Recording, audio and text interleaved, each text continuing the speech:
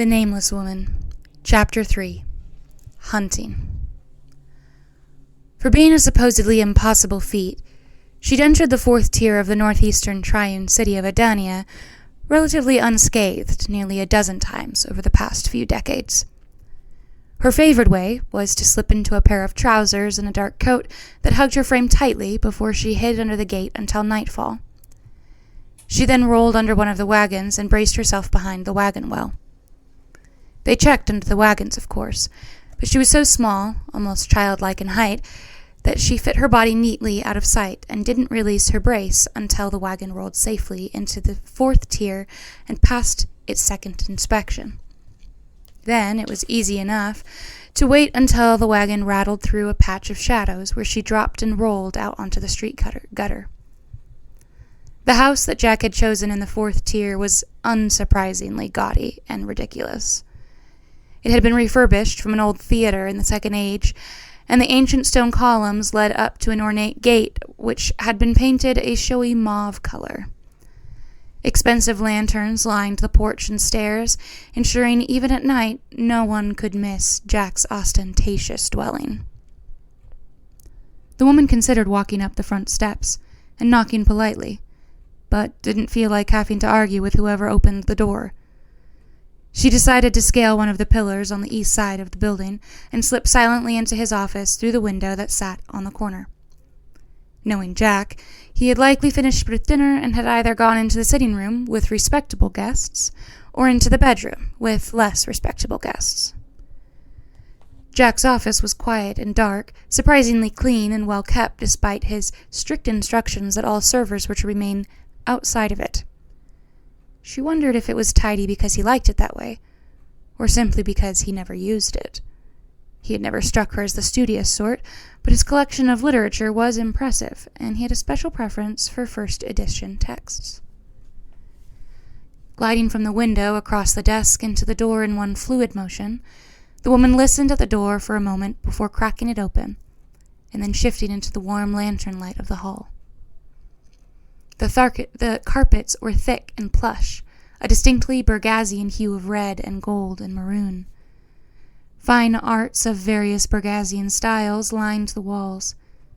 She wondered if he displayed his preference for the taste of the South in every wing, or only in his private one. It was a bold thing to display any art that wasn't Northern so unabashedly. It took her a few guesses to find the appropriate sitting room, but she found him at last in the south wing, entertaining a woman in a surprisingly respectable fashion. She scaled the closed door frame and blended into the shadowed archway of the space above the door to watch the interaction through the stained glass. "You should be more careful," Jack was murmuring quietly to the cloaked figure who stood near the window. "Someone may see you." "Are you so concerned about being associated with us?" The cloaked figure hummed, and the woman on the ledge above the door raised a brow. She had not expected to hear the voice of the spindly girl from the bride pricer's shop in the fourth tier, especially not as Jack's singular guest. She must have come to warn Jack of the strange woman hunting for his residence.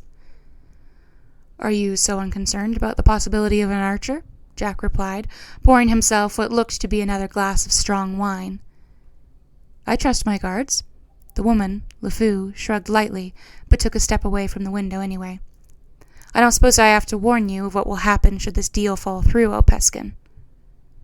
Rather than the irritable though meager aura of a servant, the girl seemed to have transformed from the earlier version of herself in the shop that afternoon, although into what the woman couldn't tell as she wore a heavy, plain black cloak that obscured her other garb. Jack dazzled her with a gold-toothed smile. "I'm a businessman of the South, darling. I don't make deals I can't keep or successfully spring free from. And considering your people nearly own the city at this point, I'm not inclined to spring at the moment." "We haven't even started yet," LeFou promised quietly, that rage a palpable mass seething through her scent. The woman in the doorway felt the hair rise on the back of her neck. She had gravely underestimated this girl. "I know," Jack replied with a measured smile, which is why I would rather be with you than against you. I will expect word on the 3rd of the month regarding the shipment. And you will get it, Jack nodded. Do you wish to drink on it? He asked, offering her a chalice. No, she replied evenly. I'll see myself out. Very well, Jack smiled again and took another swallow of wine. The girl left the room confidently, clearly having met with the master of the house there frequently, although seemingly not for any of Jack's usual reasons to meet with young women after dinner. LeFou hesitated ever so slightly in the threshold, and the woman above her coiled, ready to pounce should she be discovered. But with a small frown and a glance to either side, the girl turned to the left and disappeared down the hallway.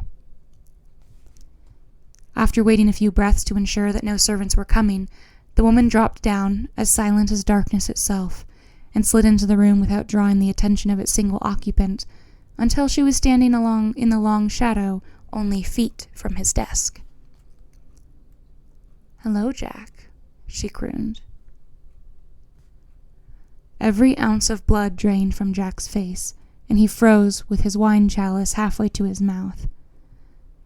Nothing in the room so much as twitched for several long seconds, before he slowly turned to the shadows, and his gray eyes fastened on her smile. You, he breathed, bloodless face slack in terror. She hummed. Me. He stuttered, I've been expecting you. And yet you still gape at me like a landed fish. Jack's slightly parted lips twisted into an unconvincing smirk, though his scent was still rank with fear. What may I do for you, Daregorn? I'm here for the night, she informed him. I will need no servant, and will take my morning meal in my room. Of course, he inclined his gray-streaked head cordially, even though she could see the numbers of guards he would be posting throughout the house tonight flashing through his eyes. I'm also in need of some information, she added. Anything for you, he replied sweetly, agitated ire twisting through his tone. Abelard Finrayson, she stated. Do you know the name? Something cautious flickered across Jack's masked expression. The prophet, he replied evenly. Why? I need to know where to find him. Why? You are full of questions tonight, she raised a brow. Seeming to remember whom he was entertaining, Jack swallowed quietly and shrugged. It's of little consequence to me. I'm not the believing sort. I will expect your findings on my breakfast tray, she replied almost sweetly. I might have to start a tab for you, Jack muttered snidely. You keep finding me. Let's not forget, she soundlessly prowled closer to his desk, amused by how he recoiled from her, that I let you live all those years ago to inherit your brother's fortune, and survive to grow gray hairs. Should that prove to be a mistake, it is one which can easily be remedied. Of course I am always at your service, Daregorn, the Lord said quietly through gritted teeth, inclining his head and clenching his fists beneath the desk. Please do not mistake my appreciation as lacking. I'm pleased to hear it, the woman replied. I'll take the guest room on the east wing. Jack stood up as she turned to leave. I'll get that report to you by morning. She turned back to him, tilting her head in feline curiosity. The girl who warned you of my coming. Who is she? I don't know her name, Jack replied evasively. The woman turned fully now, fascinating him with moon-colored eyes. But the Lord moved quickly to add, they call her the Threeling. She's one of the questionables. Fascinating. A bride pricer's indenture running with the anti-tyrant renegades in the Tyrant cities, potentially as the leader among them. She seems a little young, she commented. The youth are not the same as they used to be. There's much stirring in the cities. The prophet, he's one of them stirring them up, I think. Interesting. There might be a job you'd be more interested in, actually. Jack opened his drawer and pulled out an unsealed letter. I've heard from a reliable source there's a price on the new steward's head now. Jaff? Her host nodded. Only on the throne for a handful of months, and already his bounty was out. The irony that this job was pitched to her, of all killers, itched to put a smile on her expressionless face. How much? 200 golds. A price like that would wipe out her debt overnight and give her a tenable chance at hiding herself from the circle's gaze. That was only slightly less than what was offered for the king's head. For just a steward, it didn't sound right. For just Jath? No, the whole family, lady and 4 children, too. The woman's mouth twisted grimly. You've taken jobs with children before, Jack hastened to explain, sensing her curling fury, despite his inability to scent it. That's the only reason I mentioned it. She had taken such jobs, tracked down their sources, and taken those employers apart, sinew and bone. Who ordered the killings? She asked. The young crownling, Opsius, I would assume. He'll want the crown himself. How old is he? 15. Unfortunately, a child himself, not old enough to assume the throne as long as there was an immediate relative to serve as steward. Interested? Not particularly. Most royal assassins lived about 3 days after a job of that sort was completed.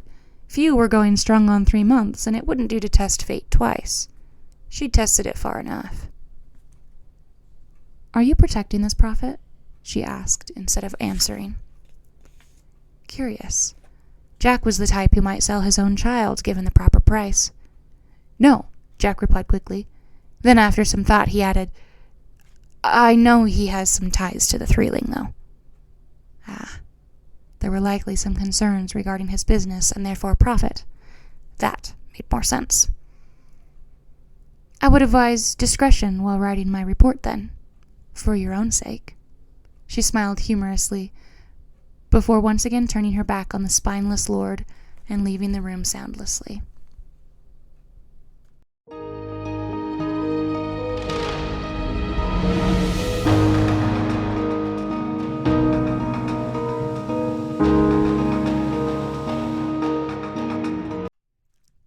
This is J.P. Vesna reading aloud from my debuting novel, The Nameless Woman, which is the first novella in a series called The Mancipitas Archives. I will be posting a new chapter bi-weekly until the complete novella is posted here on YouTube as a free audiobook. If you'd like to receive regular updates, be sure to hit that subscribe button and follow me on Instagram at The Mancipitas Archives, or check out my website at mancipitasarchives.com. And with that, I present to you The Nameless Woman.